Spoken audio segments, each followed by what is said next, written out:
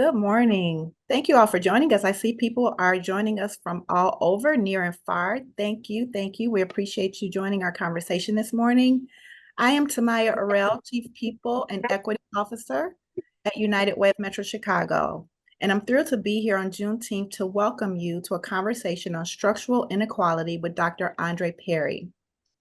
At United Way of Metro Chicago, we are committed to building a stronger, more equitable Chicago region. Our work includes our place-based approach, investing deeply in historically disinvested communities through our Neighborhood Network initiative. It also includes helping our local communities meet their immediate needs. We do this by funding agency-led strategies that focus on economic and workforce development, health, education, safety, and more. We also support basic needs through 211 Metro Chicago, which launched last year in partnership with the City of Chicago and Cook County. 211 is a free 24/7 hotline that helps connect Chicago residents of Cook County with health and social service resources when they need it most. Today, we're here in acknowledgement of Juneteenth, which is an occasion that we use at United Way to center Black voices and to talk about racial inequities that persist today so we can look forward to eradicating them together. We are honored to be joined by an expert in structural inequality, the nationally respected scholar and educator, Dr. Andre Perry. We want to acknowledge that today's Juneteenth event is generously sponsored by the Lamar Johnson Collaborative, CLACO, and CRG. Thank you. The event is also part of United Way's Equity in Action initiative, which offers opportunities to learn, practice, and support the work we're doing to build a more equitable Chicago region.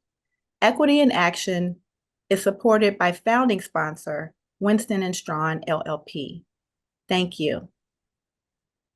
Now I'm pleased to introduce our moderator of today's conversation, Paulette Dotson, who is one of United Way's tremendous board members serving on our equity committee.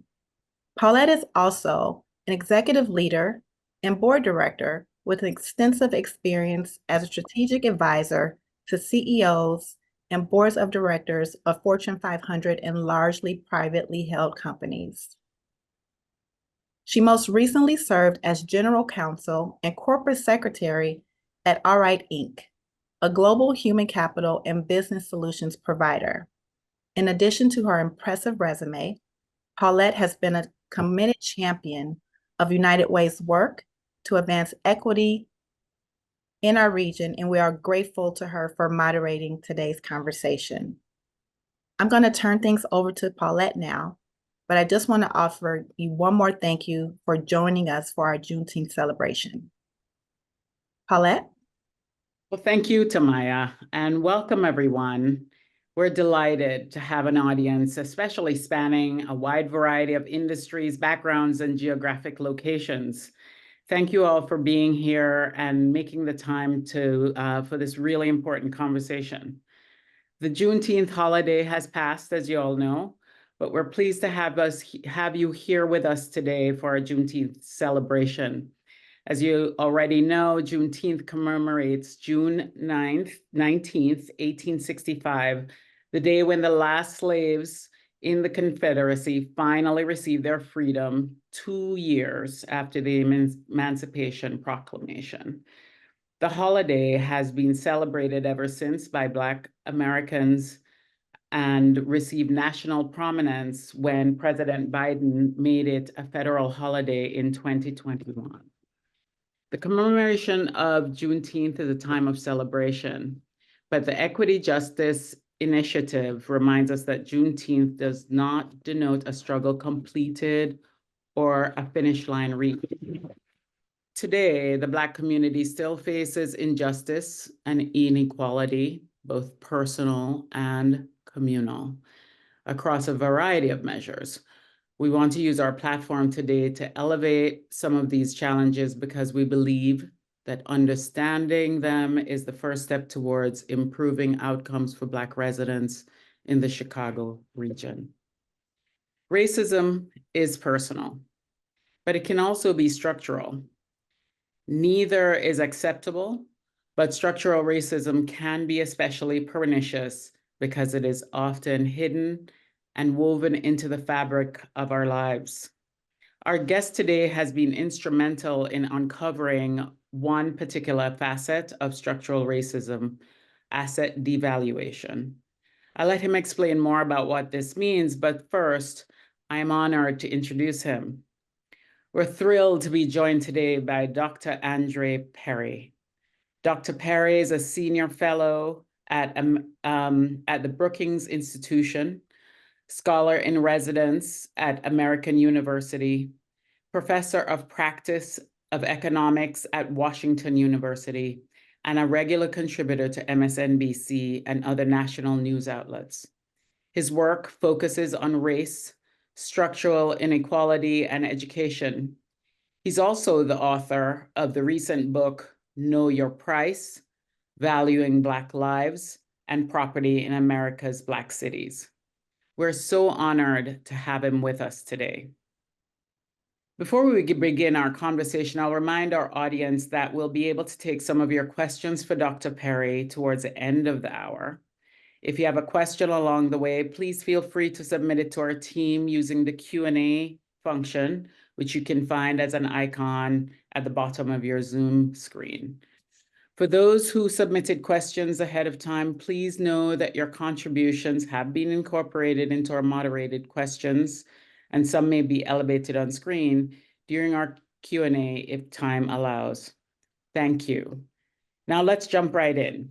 Dr. Perry, welcome. Hey, Paulette. It's a pleasure to be with you and all the folks in good Metro Chicago. I wish I could be there. It's summertime shy, but we're doing this virtually, and so I will have a good time anyway. But thank you for hosting this important conversation. For sure. You're right. There's nothing like summertime shy. We'd love if you could start us off with an understanding of how modern urban development works. What are some of the typical goals of urban development, and how does it often end up negatively impacting Black people? Well, first of all, we don't end up living and playing and purchasing things by coincidence. All of these facets of our life are planned. And so there's a great deal of creativity in how we are organized in a place. Now, urban planning, particularly modern urban planning, entails that integration of residential, commercial, and cultural spaces. That has some, it includes sort of public transportation, technology, again, recreation, green spaces. It involves economic development and community development.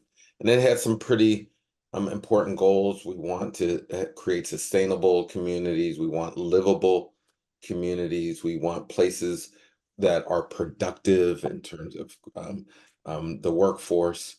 And we want places that are resilient, where people can withstand the inevitable economic and medical and environmental shocks that occur. So all of these things are encompassed in what we consider urban planning. Now, as I mentioned, there's an art, there's a lot of subjective reasoning around that. And whenever you have something subjective, you allow for our biases to enter our decision making.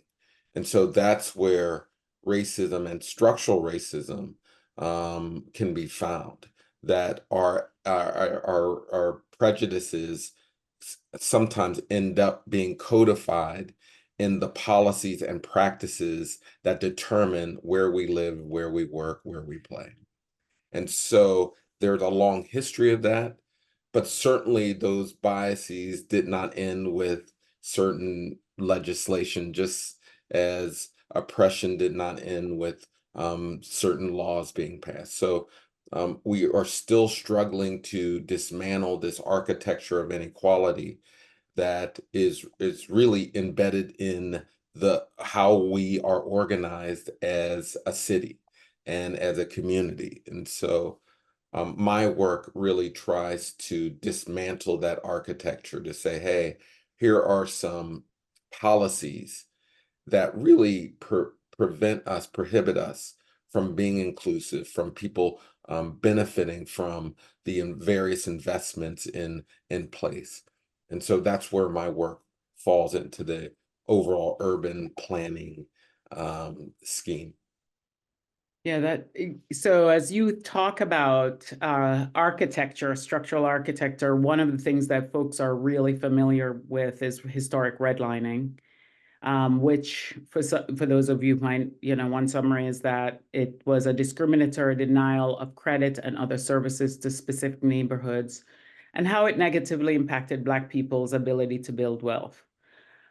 While this practice was outlawed, to your point, in 1968, following the passage of the Fair Housing Act, you argue that it persists in other ways.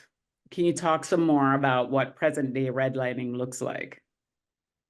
Yeah, as you stated, the passage of the Fair Housing Act ostensibly prohibited various forms of discrimination. And those were those more explicit forms of discrimination that we grew comfortable living with. So redlining was a practice that some historians say started in Baltimore. It did not start at the federal level. It started in a local community's effort to contain Black people. And then it was sort of codified and resourced by the federal government through the Homeowners Loan Corporation, the federally backed Homeowners Loan Corporation. So it's a local policy that worked its way up to DC. And it entailed drawing red lines around predominantly Black neighborhoods, as you mentioned, preventing them from really benefiting from the various federal programs that were emerging, particularly after the Great Depression. But redlining is, while that was prohibited, we still have many other facets of redlining that we just assume is the way our community should be organized. So when you think of single-family zoning ordinances, those are still in existence. When you think about many of the appraisal practices or the price comparison approach, where one home is compared to another and to establish price. That was a practice that was born during our segregated past, and its vestiges still exist. Now, there are several other policies, the way we fund schools, really reify a structural difference. So redlining, while it was a distinct practice, it was also a template of how we should move about the world, really saying, hey, Black communities should be over here, and we can devalue them in many ways, the way our tax system or how homes are taxed. We know we have a long history of allowing for the wealthier communities to negotiate their property taxes, and then the less powerful really have to pick up the slack because municipalities still need to collect taxes to fund its services. So if one is short negotiating lower taxes, guess who bears the burden of that? So a lot of these things still exist. And so it's our job to find, at least when I say our job, the research community, our job to detect what we colloquially call the Black tax, the taking on the burden of living in Black communities in various forms. So, so these things still exist, and we have to figure out ways to dismantle them nonetheless. Got it. So you've done an extensive work studying majority Black cities, which led you to discover or study more that homes in majority Black places often experience devaluation. Tell us more about your research and more about the devaluation you discovered. You know, you Yeah. made mention of it. Just tell us more about that devaluation. Yeah, in 2018, my colleague Jonathan Rothwell and David Harshbarger and I released a report called The Devaluation of Assets in Black Communities. And what we did was measure the value of homes in majority Black places, places where the share of the Black population is 50% or higher, and compared them to places where the Black population was less than 1%. Now, after doing that and just initial look in the aggregate, we found that homes in Black neighborhoods are or there's a difference of 50% between those two places. Now, a lot of people will say that's because of education, that's because of crime, but those are things you can control for in a study, and that's what we did. We used that absolute difference, and then we control for it, tended to, excuse me for maybe getting too wonky, but we attended to all the structural characteristics of the home. So square footage, the number of rooms, all the physical manifestations, because we wanted to get an apples to apples comparison between the two communities. And then we control for neighborhood amenities. So things like education, crime, walkability, all those fancy Zillow metrics. And what we found that there's still, after controlling for those factors, there's still a price difference between homes in Black neighborhoods and homes in white neighborhoods. About 23%, about 48,000 per home. Cumulatively, there's about 156 billion in lost equity in Black majority neighborhoods.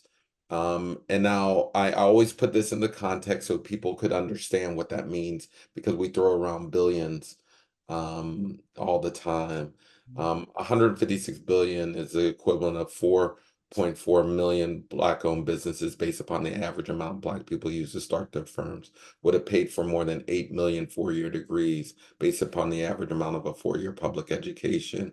Would have replaced the pipes in Flint, Michigan 3,000 times over, nearly double of the opioid crisis. Would have covered all of Hurricane Katrina damage. And when you think about how people pay for reproductive services like IVF treatments, they often draw equity line from their home. When you think about how people run for office, if they draw on the equity in their home, or you have to take out a loan. So if you don't have the true value of your home, you're really reducing the resources used to make your way up these socioeconomic ladders. So it's a very important facet. Now, I just want to be clear that it's housing devaluation, but it's really the devaluation of people. And that devaluation comes out of the wash in home prices. We are devaluing people in these places, because what you see is when white people move into a place, somehow miraculously the values go up. So I always say that because yes, I work on a lot of structural sort of inanimate objects, but really what I'm talking about are people, and figuring out ways to value people equally, fairly, and then figure out ways to restore the value that's been extracted by racism. Mm-hmm. Yeah, I really appreciate the way you've made it personal. You know, IVF, all of us sat there watching Katrina, seeing people being devalued. So thank you for that. Your research focused on majority Black cities. Chicago is not majority Black. Our population is about equally split between white, Black, and Latine residents, but we're very segregated, and many of our neighborhoods are majority Black. Your most recent work demonstrates the structural racism embedded in the property valuation, you just mentioned that, which could impact neighborhoods. I'm wondering if you could share more about other ways that you've seen structural racism showing up at the level of the neighborhood. Yeah, so we also look at commercial property. We also look at health. I'll just mention commercial property.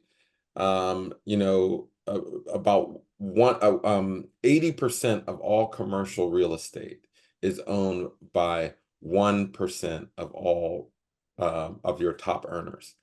And but when you see the commercial real estate in Black majority neighborhoods, particularly retail outlets or properties, you see that property in majority Black places are underpriced by 7%.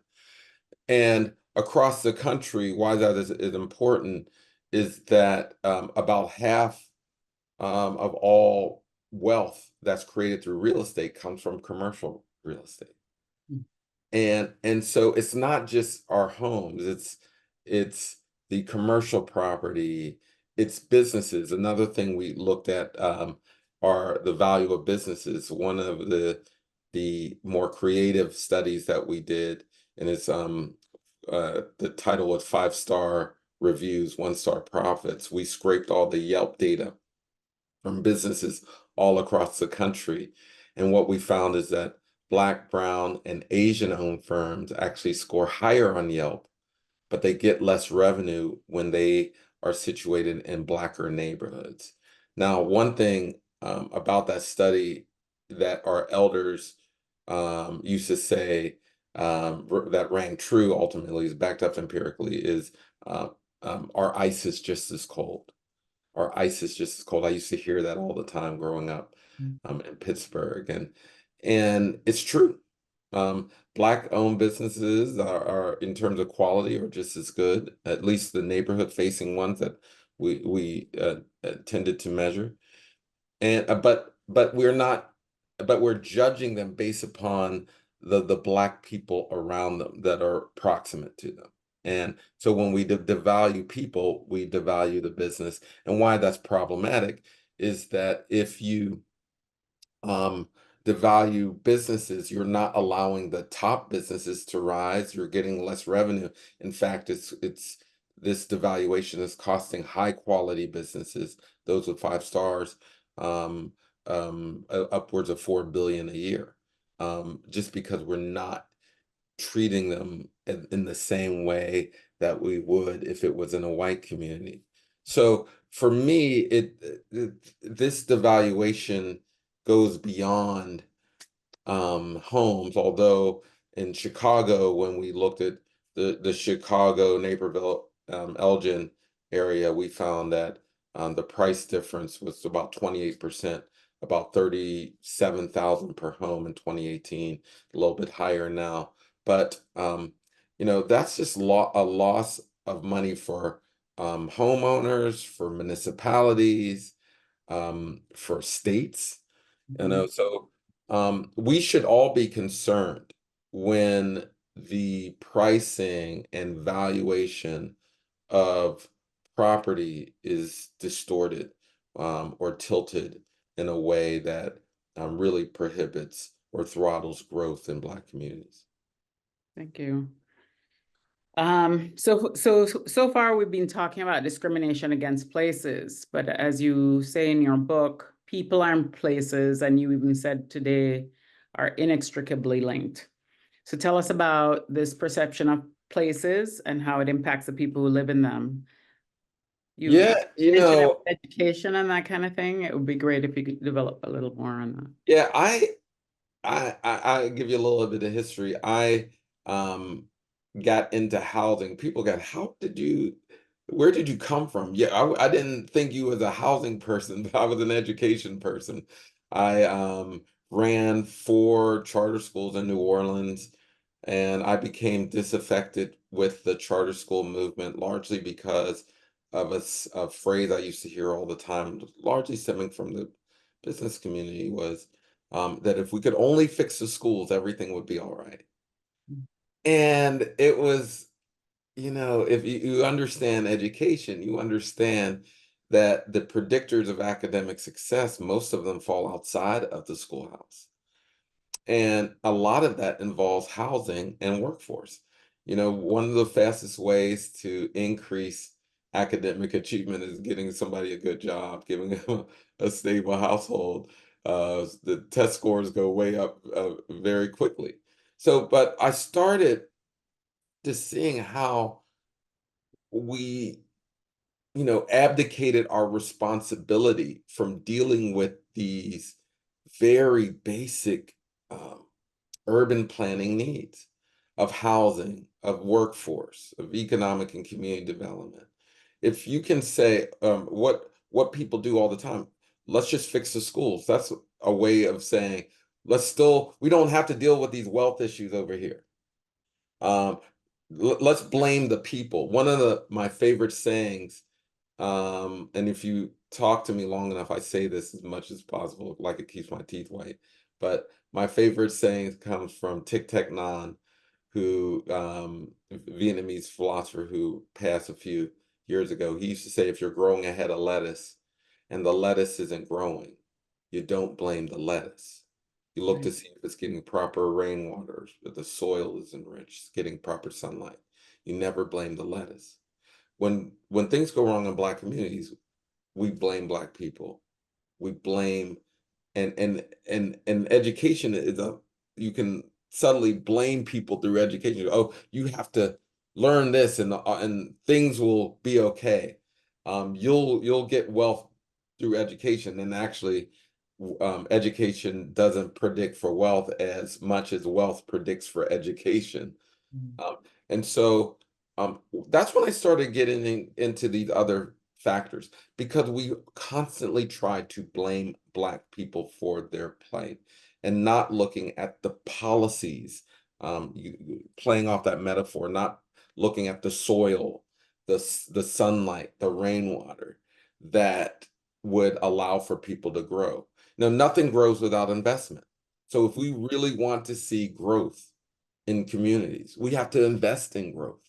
Yeah. You know, when I actually was on the board of the United Way in South East Louisiana, and you know, my goal has always been direct resources in ways that will inspire growth structurally. So yes, you have to do direct service programs, yes, but you also must demonstrate how you can change policies.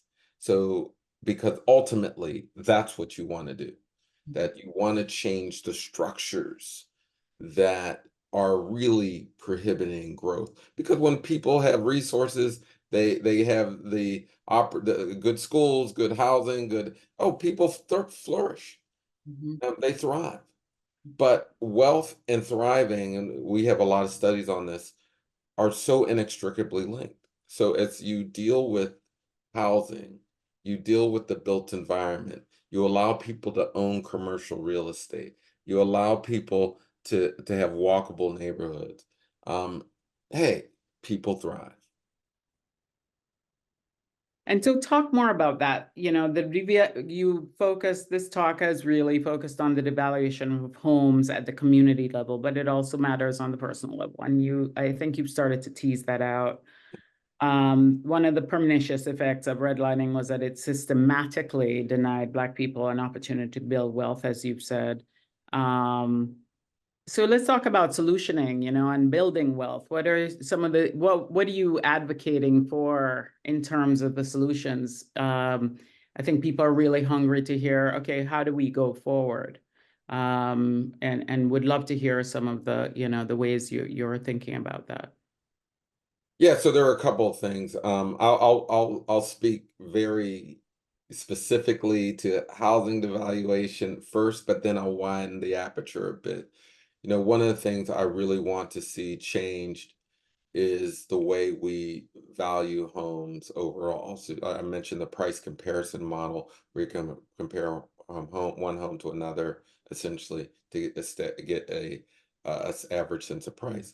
Why that is fraught. If you compare one home to another in a neighborhood that's been discriminated against, you effectively just recycle the discrimination over and over again. A lot of the solutions that have been put forth by even the federal government, President Biden administration, they really took my research to a federal level, and they created the Property Appraisal Valuation Equity Task Force, PAVE, which outlined 23 action steps, I believe, to end appraisal bias. A lot of them was on diversification of the workforce. That's important. We need diverse workforces. About 90% of appraisers are white, 75% are male. Whenever you have that kind of concentration, you know you're going to have cultural bias in that. But with that, even with that, you can diversify your appraisers, and if they're still using the same tools, you'll still get similar results. So the goal is not just to diversify the workforce, which you have to do in every workforce, you want to do that. But you got to change the practices. So we need new practices. I think, and we are moving to using AI, just as we use big data to identify the price difference. Freddie and Fannie are going to do that as well. And they have actually more data than we have access to. In addition, there's no way around it. We need to figure out a new home ownership, figure out a new home ownership initiative at the federal level. I'm a big proponent of special purpose credit programs where you can change underwriting in a way that allows people to get into homes under certain circumstances. One of the ways this discrimination shows up is a lack of a down payment. You have lots of people who do everything right. Their, credit scores are good. They pay their bills on time, but they can't save up for a down payment, and it's becoming harder and harder as prices go up. So we need new mortgage products that fit the consumer, just as we did in the 30s when we said, hey, the community's suffering, we need new mortgage products, we need longer term mortgages and the like. We adjusted to the need. We need new products. And this is not going back to 2007 or 2008, where we really weren't paying attention to a person's readiness. I'm talking about really identifying the people who are doing everything right, so to speak, and just giving them a mortgage product that aligns with their need. And then I wanted to talk a few other things. The reason why I talk about business is because the second most important way to build wealth for Black communities is through business ownership. Now, and what's interesting is for our Latino communities, it's a much smaller slice of the pie. So we for Latinos in Chicago, we really do need to identify the entrepreneurs who are there and help them develop businesses. But for Black and brown folks, we also need employer firms with more than one employee. We have lots of sole proprietorships throughout our community, but those individuals can't take advantage of the government contracts, the city contracts. So we need to scale up those businesses so they can take advantage. I'm a big believer in creating opportunities to go to college for free. One of the reasons why we saw a small rise in home ownership among millennials during the pandemic is because we froze student loans, and their income debt ratio improved as a result. And guess where they bought? They bought in Black communities. And so we need to see more of that debt cancellation, particularly on student debt. Medical debt is also a problem in our communities. I've been talking a lot about estate planning. recently. You know, we have a lot of boomers who there will be a transition, we know this. And we need to figure out ways to make sure that wealth is passed on appropriately. We have a lot of what we call, you know, twisted title, where we don't have people identified on the deed.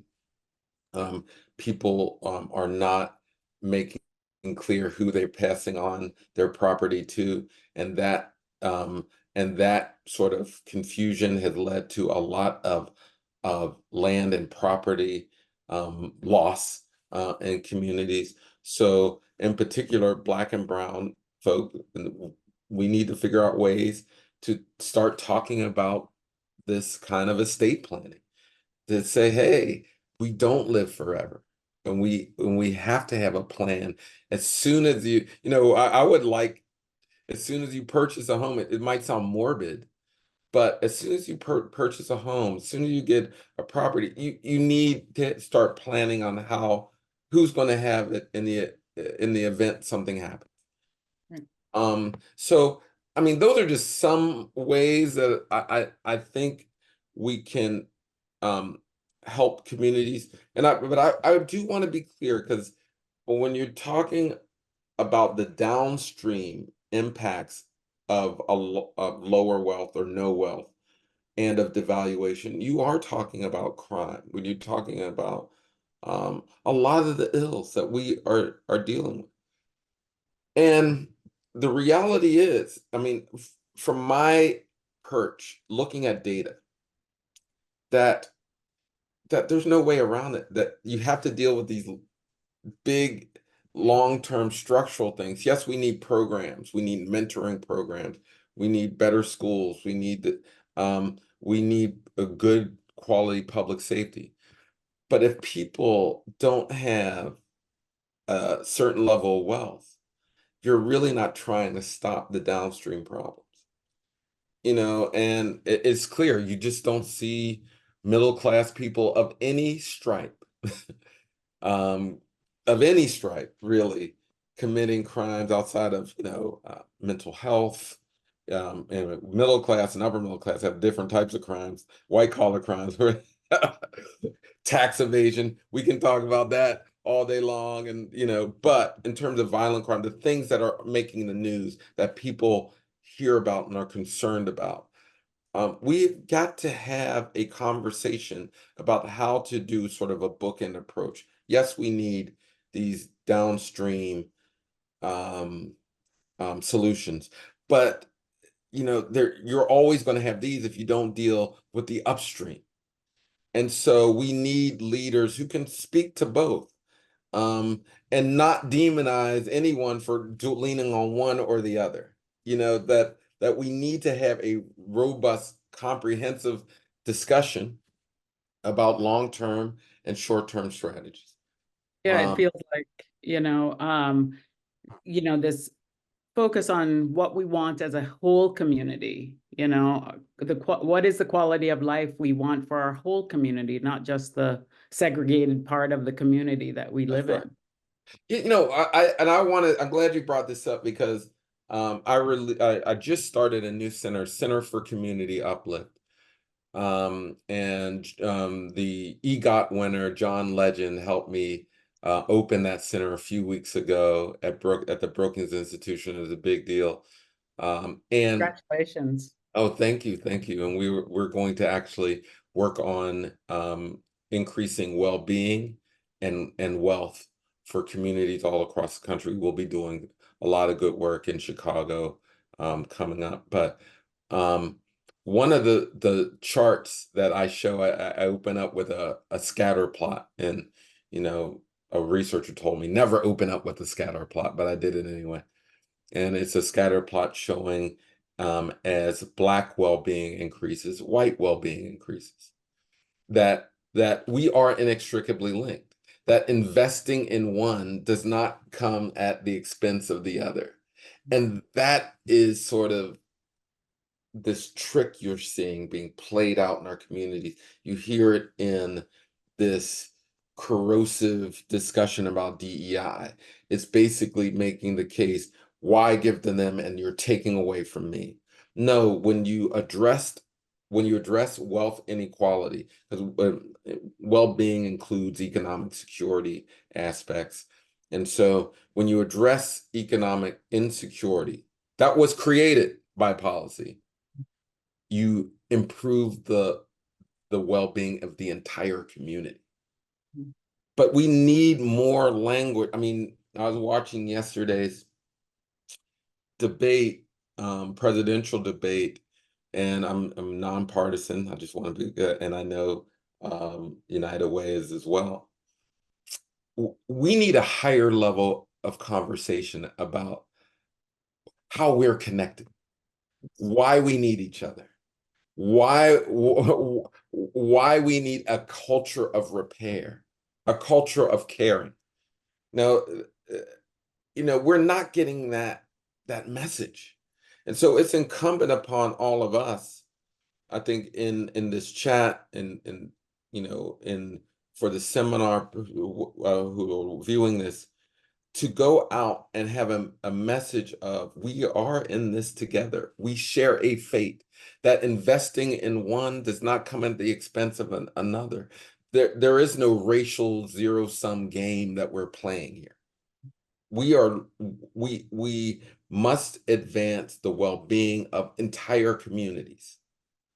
And so we need people who can, as the young people, stand on business and move that kind of language, because we are moving into this very fractured, warped sense of community that belies the ideals of America. That equity is not a dirty word. It undergirds this old idea of the American dream that anyone can, with hard work and determination, lift themselves up, and that comes from effective government. Equity, all that means is effective government, quality government, because we've always had a responsibility from city, state, federal level to give people a shot at the American dream. And it might be Black people today, it might be brown people today. It could be another group tomorrow. So we just need to get back to that language. You used to hear it during the 60s, 70s. MLK was brilliant in that, making sure that to share that we are connected. You heard it from Gandhi, you heard it from others throughout the land. And I can be at fault for this because I also talk a lot about uplifting Black people. I want to, I remind myself at times that I actually got into policy through the DREAM Act. I was one of the earlier researchers on the DREAM Act.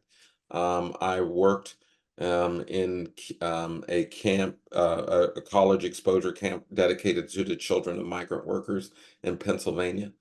Most of them were Latino at the time, and I learned something that along the way, that I have civic brothers and sisters who may not sound like me, look like me, or even were born in the same countries, but we have a responsibility to uplift each other, because just as Black people were denied membership, women were denied membership, certain immigrant groups are denied membership.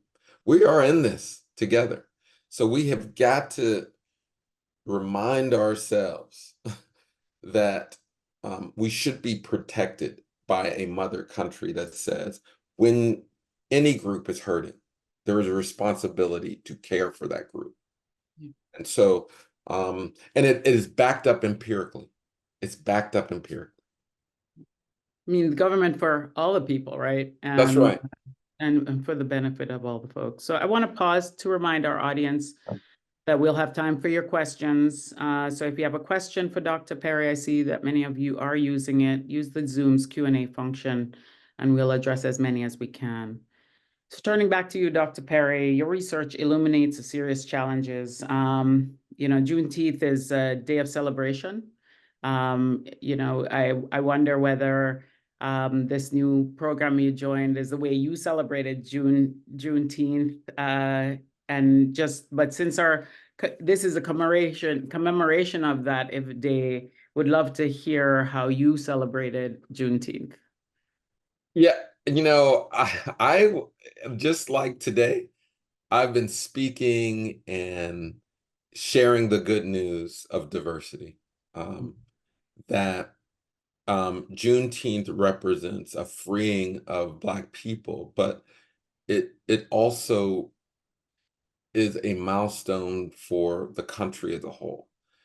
And I would like to think that we all should learn from that action, that we should be willing to, one, create the laws and practices that are freeing people today, and be willing to announce that good word.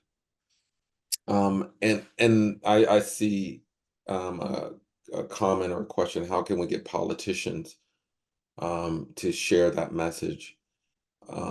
I think we force politicians to do that. We ask them, how do you value diversity? What has diversity meant in your life? And we need to put equity on the presidential stage. We don't ask these questions of equity. Why is it important to you? This framing of equity as a dirty word is just hurtful, and the racialization of government is a way to end government programs that uplift people. So we need to live out these values and force our politicians to sort of voice the importance of equity. And if they don't, we don't vote for them. And that's what I've been doing all Juneteenth. I've been spreading the word, the good word, about the promise that diversity has brought to this country, that Black people has contributed to the country. One of my favorite studies we did, again, Jonathan Rothwell and another colleague, we did a study looking at the number of patents that were created during the industrial age by Black people. And the patents that were created by Black people in the North were higher than whites in the South. So when given a chance to innovate and create, we do. So, and the contributions ran from everything from railroad communication devices to a number of other things. But we need to let people know that there's been so many contributions because we free people to think, to live, to love. And so for me, that's how I celebrate Juneteenth. Of course, I will say this, that I'm, make sure that we share some of the history to our children. There's some of that, during these holidays. It's an opportunity for us to say, hey, this is what happened. This is Reconstruction. This is Civil Rights Movement. This is, in this case, this is about how the Emancipation Proclamation eventually reached people. But so it's also a time for me to celebrate with my children and other loved ones around the advancements of democracy. I love that you emphasize that freedom looks different today, that the markers and harbingers and symbols of freedom, of being free, just is different today. And we need to hold politicians accountable to those metrics. Really appreciate that. So I want to honor a couple of the questions that have come in through the audience while we've been talking. One of them is, what's the balance between Black homeowners benefiting from their properties increasing in value and renters being priced out? We hear a lot about that. in the context of, quote, gentrification, wondering how you think about, renters, and, we are in a situation where a lot of people are renters, so just. Yeah, it will generally always be a problem in places when there are very few or proportionally fewer owners. So when you have either these landlords at a small scale owning multiple properties, or corporate or corporations owning large swaths of a property, renters are going to be vulnerable. But this is why I'm a big on ownership, but also just big on new forms of ownership.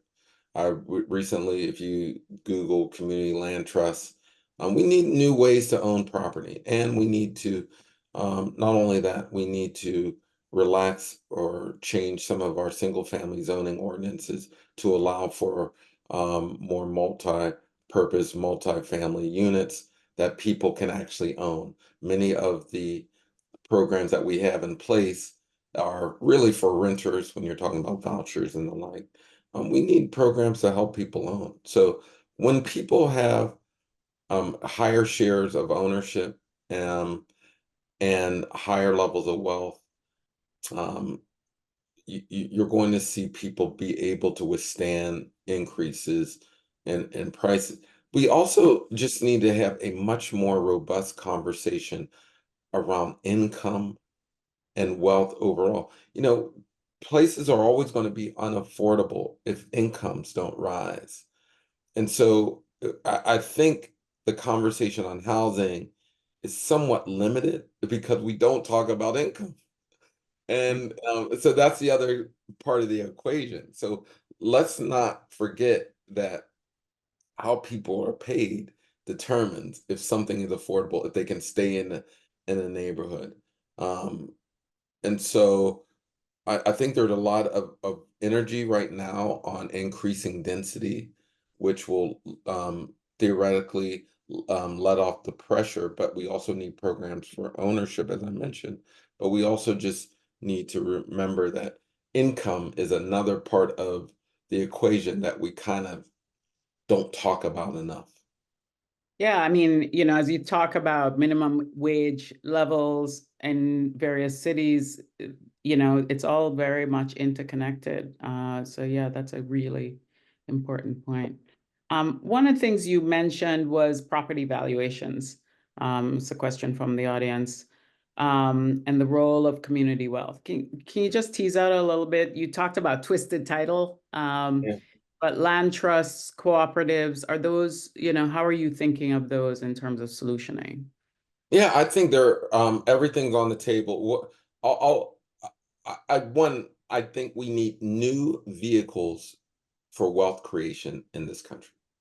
That many of the tools for wealth creation that we have were developed during a time of segregation. Many of the federal subsidies gave certain people advantages, and so we need new vehicles for wealth creation.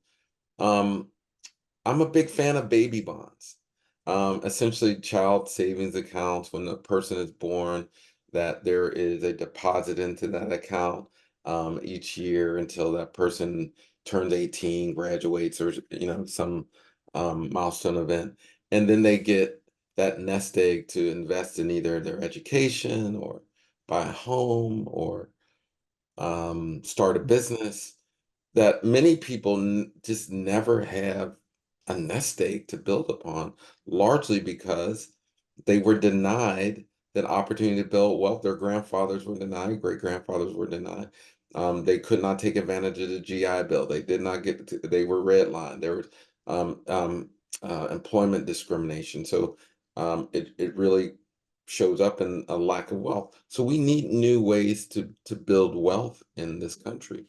I also, as I mentioned, we need to figure out ways renters and other people can have an equity stake in the growth. in our cities.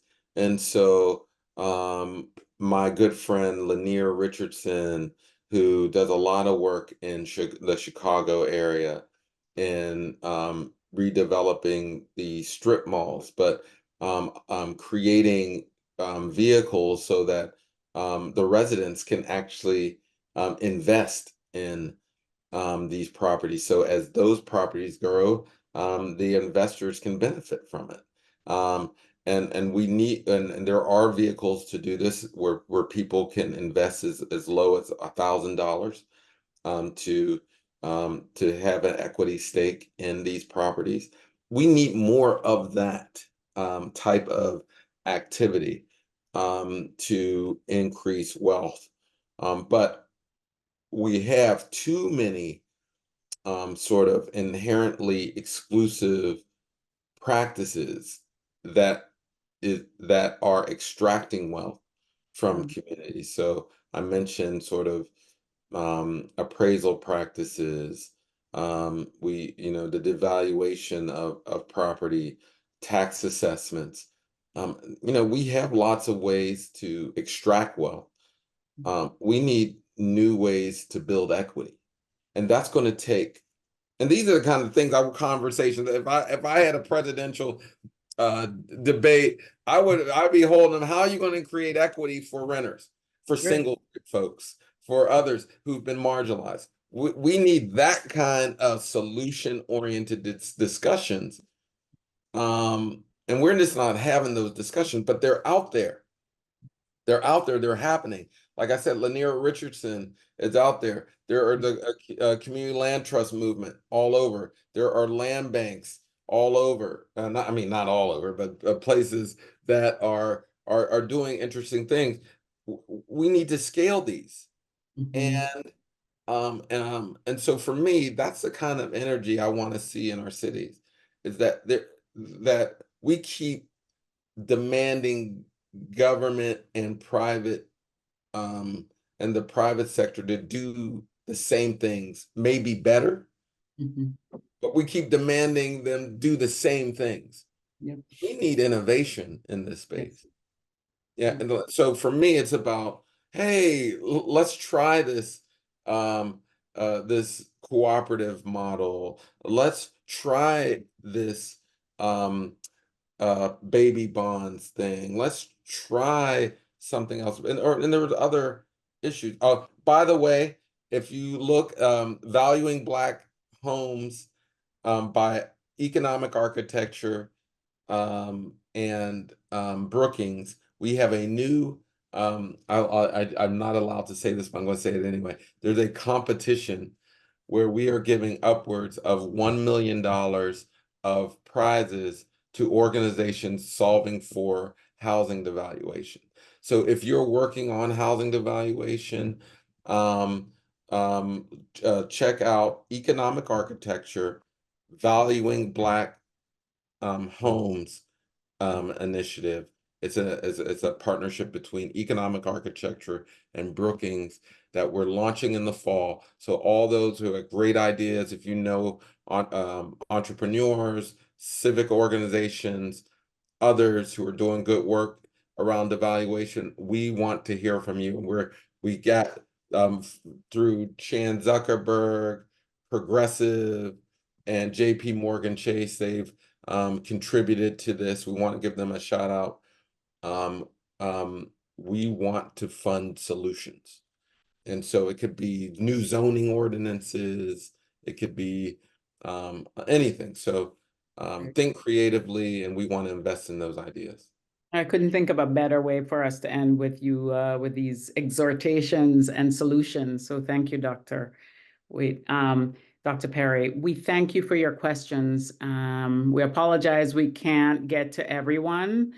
We've reached the top of the hour, a little bit past actually, and so we want to close with a huge thank you to Dr. Perry. So impressed, so grateful for your research and your willingness to share and join this morning. Thank you. We're going to be continuing to follow your work and continue to be cheerleaders for it. To our audience, we'd love to just share one more plug for Dr. Perry's book, Know Your Price, Valuing Black Lives and Property in America's Black Cities. So much more knowledge and wisdom in this book that we didn't have time to cover today. As Dr. Perry says, it's available wherever fine books are sold.